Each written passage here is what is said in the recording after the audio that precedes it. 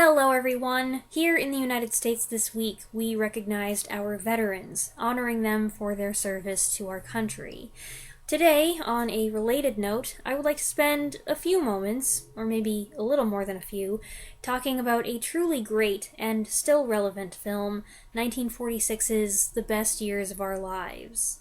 The Best Years of Our Lives follows three servicemen, a sailor, a flyer, and a foot soldier, complete strangers who have just gotten back from war, bound for the same hometown.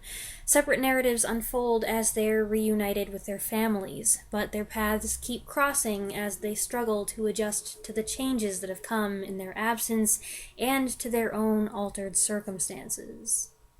I've talked about this one before, at least 3 times, I think. I put it on my list of 5 favorite World War II films a few years ago, although in hindsight I feel like maybe it doesn't really belong on that list because it's more of a post-war, it's every bit a post-war movie. But oh well, it's too late to change that now. And I named it my favorite film of 1946 when I did the Picking a Favorite Movie for Each Year project. But I didn't really have plans to make a whole video about it because, frankly, it's been covered by so many people quite thoroughly. But a few weeks ago, when I found myself, not for the first time, rewatching scenes from The Best Years of Our Lives on YouTube and crying over one of them, again, not for the first time, I realized that I really do have strong feelings about this movie, and even if I don't have anything new to say about it, and I'm not gonna bring any earth-shattering revelations out, I would like to discuss it with you all. There's so much going on in this movie, content-wise and filmmaking-wise, and I wish I could cover it all, but I won't. It is a lengthy film, nearly 3 hours long, but it's so engrossing, with 3 protagonists whose stories are of equal interest, and it moves at such a steady pace that, at least in my opinion, there isn't a point where the audience feels its length or gets restless for an intermission. The film was directed by William Wyler, who made a number of great films over the course of his career. He's one of those guys that when I look at his filmography, I'm always astonished. He directed that, and that, and that. Not all, but several of his films are epic in scope, telling a sweeping, multifaceted story, but what they all have in common is a focus on individuals and relationships. You know, I'm always interested in talking about characters and the bonds they form with each other. I guess character development and character analysis is kind of my jam, so let's talk about the characters in The Best Years of Our Lives. Frederick March plays Al Stevenson, an army sergeant returning to his wife, his 2 kids, not kids anymore, and his job at the bank. It doesn't take long for him to realize the world has been moving on without him. His children are practically strangers, especially his son, who accepts the war souvenirs with thinly veiled disinterest. And in spite of 20 years of marriage, the last few spent longing for each other across the miles, Al and his wife Millie, played by Myrna Loy, have trouble reconnecting. She hasn't changed like the kids, but finding themselves face to face after all this time, they're awkward and unsure, like a couple nervous kids on a first date. For her part, Millie is more open to acknowledging the strangeness between them, while Al wants to dance around the issue, literally. Millie takes it in stride, accommodating him every step of the way, and that's how well she knows him. Myrna Loy, in spite of her early screen history as a vamp, became a beloved wife and mother figure in this era, thanks in part to the wifely devotion and maternal wisdom she exhibits here. While Al is struggling to come to terms with how his family's changed and how he's changed, physically, mentally, he's finding himself out of place professionally, struggling to reconcile himself to the banker's rigid mindset when it comes to rejecting hopeful young veterans' loans requests just because they can't offer collateral. Captain Fred Derry, Bombardier, is played by Dana Andrews. Andrews was never a showy actor, but I've always found him dependable, and I've seen a lot of his movies, and this is among his best performances. Here he gets to play up the lighter aspects of his character, while simultaneously tapping into the darkness of his past memories and present frustrations. While the film has a good deal of dialogue, it's not dialogue heavy, and on many occasions, feelings and thoughts are conveyed not through words, but through action, subtle movement, a furtive glance, or a long gaze across a room. A lot of this nonverbal communicating is done by Andrews, who acts with his shoulders, his jaw, and yes, his eyes. I feel like there should be a little alarm that goes off in here every time I talk about someone's eye acting. As others have pointed out, there's irony in the fact that the successful banker only made the rank of sergeant, and the soda jerk from a dumpy home on the other side of the tracks made captain. War makes strange bedfellows, and it also makes strange reversals. In the military, rank trumps age and brings with it a position of authority. Even though he's many years his senior, the sergeant defers to the captain, and Fred naturally assumes leadership, making the suggestion that the three men ride in the nose of the bomber that's bringing them home. But once they're back in civilian clothes, there's a transition, or a re-reversal. A middle-aged man, Al, has seniority, and when the topic of discussion is Al's daughter, Fred must eventually defer to Al. Whatever rank they held in the war doesn't make a difference anymore. Al's daughter Peggy is played by Teresa Wright. Both Teresa Wright and Dana Andrews are actors that I always enjoy watching, so as far as I'm concerned, that's another point in the movie's favor. And I don't ever blame Fred for falling for Peggy, especially when her sweetness and gentility is such a sharp contrast with his wife, who he was only married to for 20 days before being sent to the Pacific. Teresa Wright had appeared in 2 previous Wyler-directed films, both of them excellent, 1941's The Little Foxes and 1942's Mrs. Miniver. Her performance here is more transitional, a still girlish personality who's maturing, whose womanly sense of dignity and discretion set her apart. Peggy also has her mother's maternal instinct and senses that a soothing word or touch does more good than probing questions. I could also imagine her playing the role of Wilma, Homer's sweetheart, but Peggy is more worldly wise than she seems at first, and I think she's the better match for Teresa Wright, especially because the part does call for her to do that thing she does, where she gets a hardened, bitter edge to her voice. Hopefully you know what I mean by that. Kathy O'Donnell is the better fit for Wilma, the literal girl next door who wants to marry Homer. She gets an introducing credit here, and she would later make her final screen appearance, again under Wyler's direction, in Ben-Hur as Judah's sister Tirsa.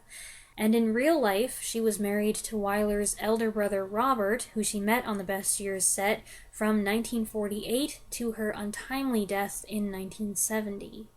I'm afraid that sweet, loyal, and perfectly selfless girls like Wilma are diamonds in the rough, much less common than women like Fred's wife Marie, played by Virginia Mayo. By the way, the last time I talked about her, I said it Virginia Mayo, which is how I've always said it, Virginia Mayo, Archie Mayo. I thought I'd heard other people say it that way, but someone questioned it, so then I had a complex, so I looked it up, and it does appear to be Virginia Mayo, just like the condiment, so now I have to reprogram my brain. Virginia Mayo gets the short end of the stick as far as the featured female characters go here, but she plays her part to a T.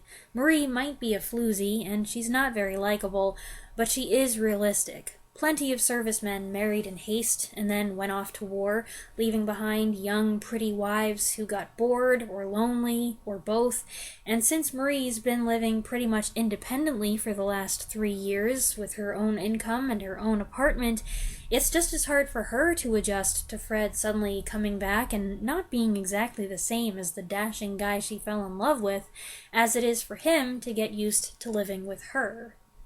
But the character who is the true center of the film is Homer. Homer Parrish is played by Harold Russell, a real-life veteran with no prior acting experience who lost both his hands in an accidental explosion during a training exercise. This character was not originally part of Robert E. Sherwood's script, which was in turn based on a commissioned novella by McKinley Cantor. But after William Wyler saw Russell featured in a 1945 Army short titled Diary of a Sergeant about rehabilitating injured veterans, he was inspired to bring him in and make his difficulties a major focus. It's a good thing he did, because The Best Years of Our Lives would not have had nearly the same impact without him. What Homer struggles with most is being treated differently. The last thing he wants is to be pitied, to have people staring at his hooks, or just as bad, studiously staring at anything but. You mean whatever they do is wrong? Why don't they understand that all I want is to be treated like everybody else? It's actually Al, under the influence of a lot of alcohol, who hits on the best way to address the situation when introducing Homer to new people. Oh, you got the Navy to convoy us, huh? First, we gotta get one thing straight. Homer lost his hands, he's got those hooks instead. But they don't worry him, so they don't need to worry anybody else. Right, Homer? Right. Right. Now let's get seriously to work. The character, like the actor, has rehabilitated so well that he's quite adept with his hooks, and makes jokes about them being an improvement on what he had before. But in the service, those around him understood. They might have been startled at first by the sight of his hooks, but they weren't shocked. The scrutiny of civilians is different, and though he doesn't admit it, Homer faces the reunion with his family and his sweetheart, especially his sweetheart, with apprehension. There's a powerful moment of transparency early in the film when Homer wakes up in the bomber and the other two are sleeping. It struck me from the expression in his eyes that at this moment he's contemplating his past, present, and future all at once.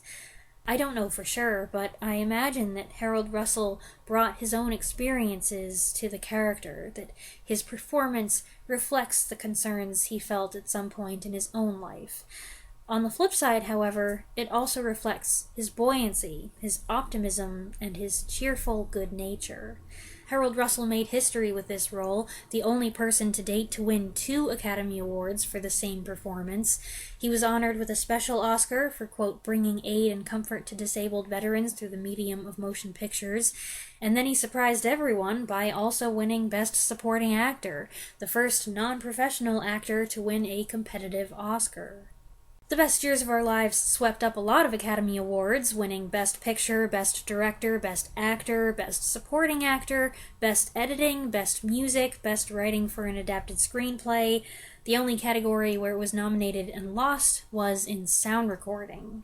The film was photographed by Greg Toland, a legend among cinematographers thanks to his groundbreaking work on films like John Ford's The Long Voyage Home and Orson Welles' Citizen Kane, where he revolutionized how scenes were framed, lit, and shot.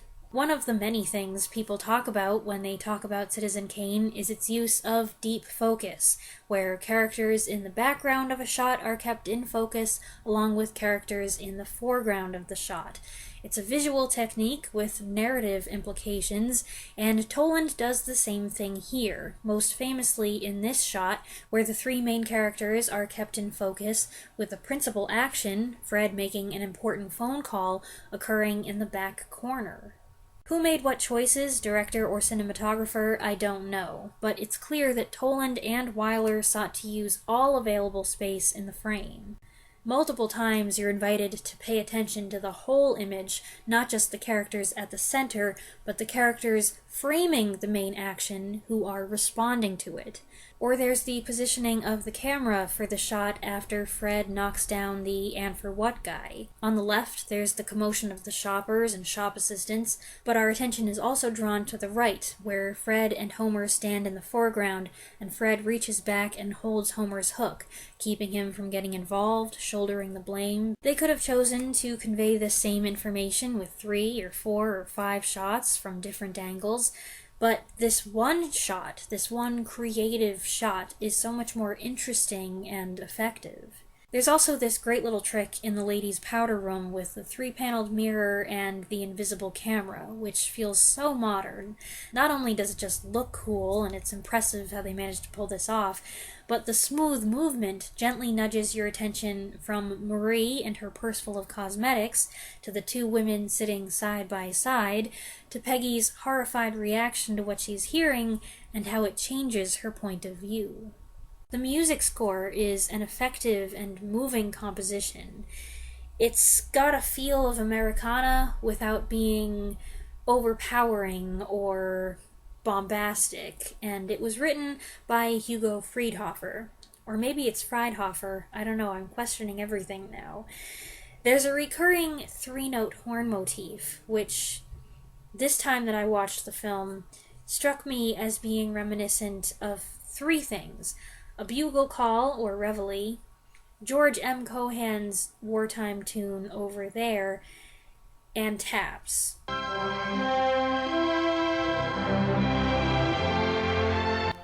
Now, I don't know if it's just me hearing these things or if they were intentionally being echoed.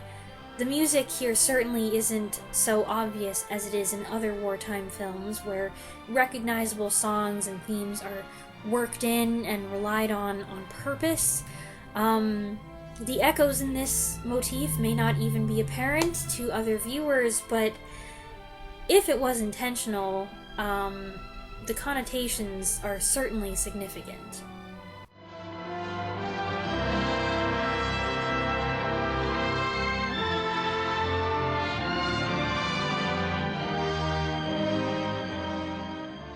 Speaking of music, famous singer, songwriter, and musician Hoagy Carmichael has a supporting role here as Homer's understanding uncle, so we're treated to some piano playing, and even a special duet between Carmichael and Harold Russell. There's one particular awesome scene where music plays a big part. This one at the airport, where Fred walks through a graveyard of planes and plane parts. Supposedly, this scene was not scripted. Sherwood wrote the beginning, Fred Derry comes to an airfield, and wrote the dialogue that happens at the end of the scene, but left what happens in between to Wyler, Toland, and Andrews. Wyler got this idea and got all these planes and parts and had them assembled in rows, and then he, Toland, Andrews, and the rest of the camera crew went out for a day and filmed this sequence, which, with the key addition of Friedhofer's music, turned out to be one of the best and most important scenes in the whole film.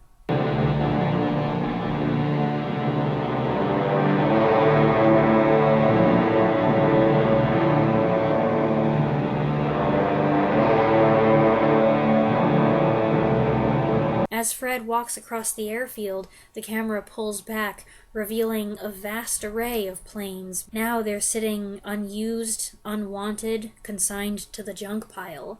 And the analogy, as Fred has reached his lowest point, is clear.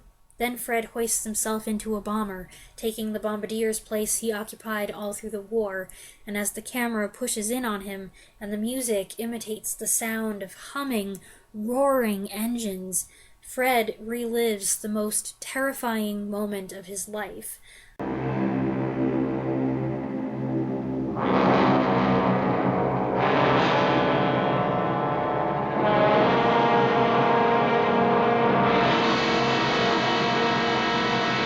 Photography, direction, music, and performance come together perfectly. There are no words needed, just these suggestions that make you feel what he's going through. Coming late in the film, the scene is an epic, dramatic moment, an emotional breakthrough, and an important turning point.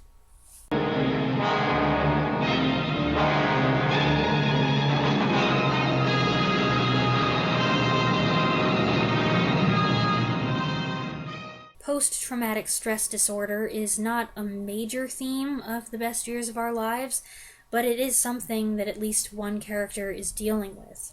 It wasn't called post-traumatic stress disorder back then. It was referred to as shell shock in World War I or battle fatigue.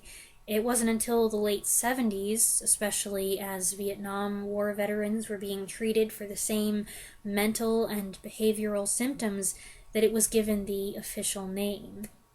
Starting around that time, depictions of PTSD on screen started to become more prevalent, and today it's something that viewers quickly recognize in a character.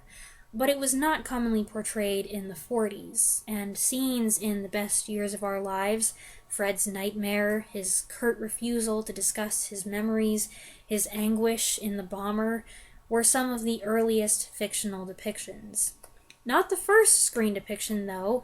I'm not sure what was, but I do know that in I'll Be Seeing You, which came out in late December 1944, Joseph Cotton's Army officer on medical leave, who meets Ginger Rogers' troubled parolee over the holidays, is struggling to cope with PTSD.